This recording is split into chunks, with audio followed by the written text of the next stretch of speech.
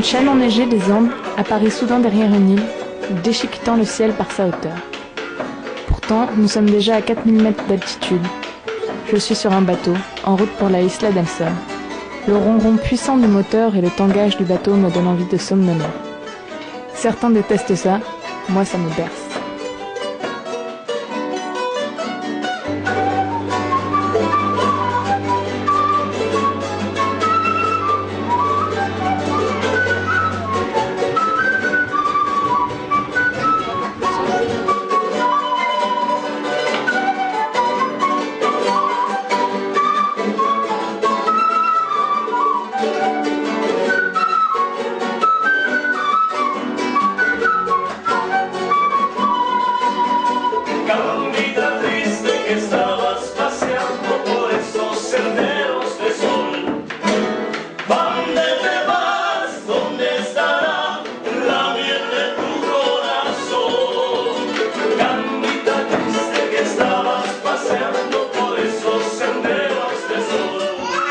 Ici, les quelques hommes ayant la force de vivre n'enlèvent rien à la beauté du paysage. Mieux, ils la complètent par de petites touches de vie. Ici, une maison de terre sèche, là, un champ cultivé, ici et là, des barques de pêcheurs. C'est un endroit de quiétude, où le froid empêche la vitesse, et donc la folie et la démesure, de s'immiscer sournoisement. Sur le chemin, des femmes avancent régulièrement vers leur but, avec dans le dos une bien démesurée botte de foin. La vie à l'état pur. Où, comme les animaux, l'humain trime dur pour survivre.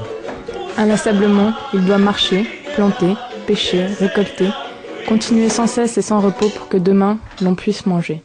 Des roseaux ocre jaune se dandinent sur l'eau, mouvementés par une brise glaciale, abritent une barque de pêcheurs. Elle se meut délicatement, poussée par la force motrice d'un morceau de bois, prolongement naturel du bras sec d'une femme. Nous traversons un champ de terre gelée et d'herbes sèches, éparpillées, pour nous retrouver nez à nez avec une barque de paille vêtue. Cette modeste embarcation me transporte des millénaires en arrière, quand déjà les Tiwanaku, cette civilisation si mystérieuse, fabriquaient et naviguaient déjà sur le lac Titicaca. Le temps passe dans la chaleur d'humanité, amputée par le froid hivernal des hauteurs, de ces 4200 mètres d'altitude où pourtant vivent des hommes.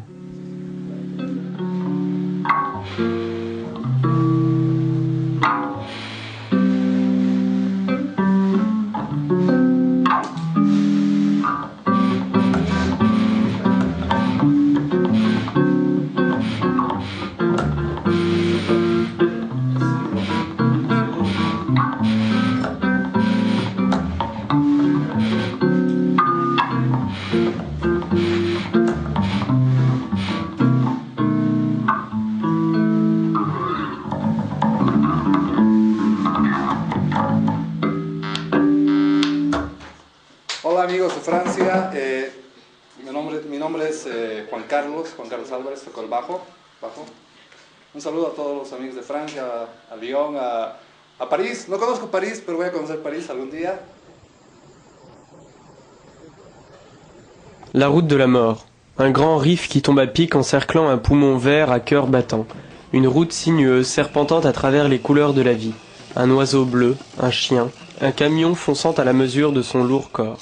Un brouillard qui apparaît, disparaît, dévoilant timidement la splendeur du paysage. De temps à autre, je jette un coup d'œil vers le précipice. Mais, frissonnant, je me recroqueville au fond de mon siège. Les heures passent et le décor s'emballe. La forêt devient de plus en plus dense, la route de plus en plus dangereuse, et les accidents sont fréquents. Éboulements, embourbements.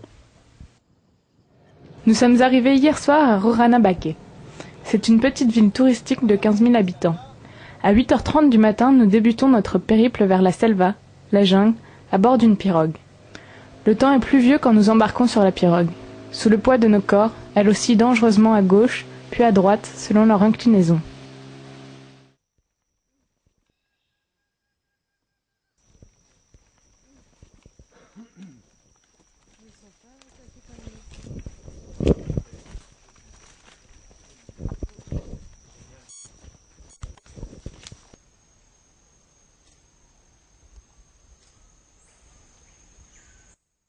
J'ai passé des années à mystifier cette forêt, et la voilà, à la portée de mes mains, mes yeux, mes oreilles.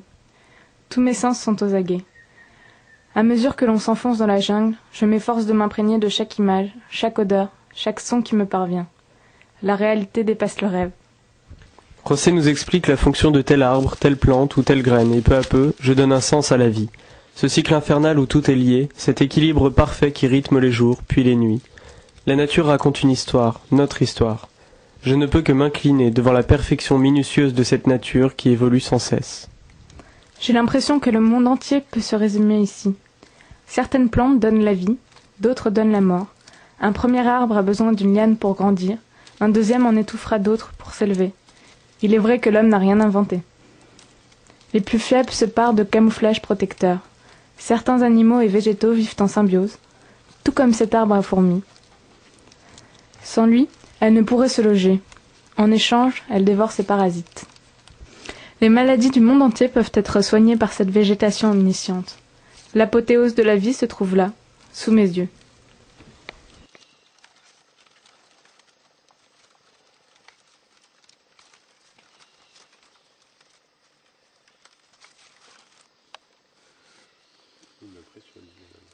Ouais.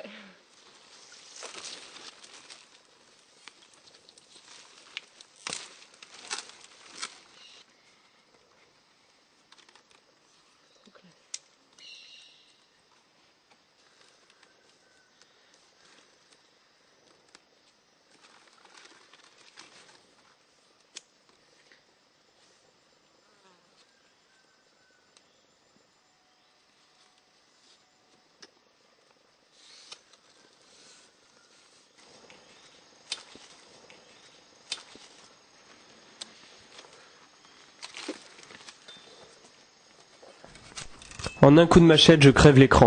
Devant mes yeux éberlués d'enfants boulimiques de vie, je contemple des centaines, des milliers de ces fourmis rouges que l'on voit sur Arte le dimanche à 17h.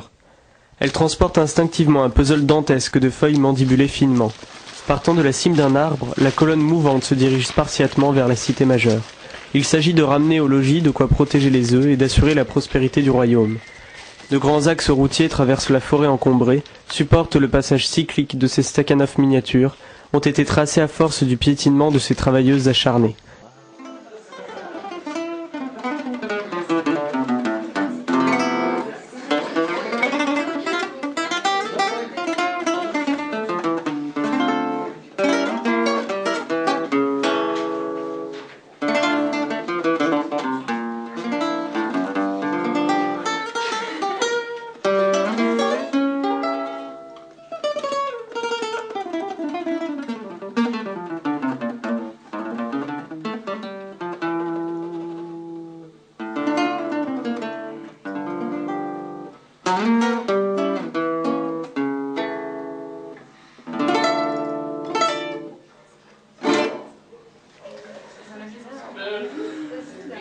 Mi nombre es Clider Palacios, soy integrante de Canto Sur, toco la primera guitarra.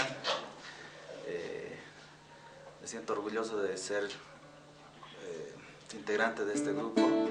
Saludos a todos de Francia, a todos amigos de Francia.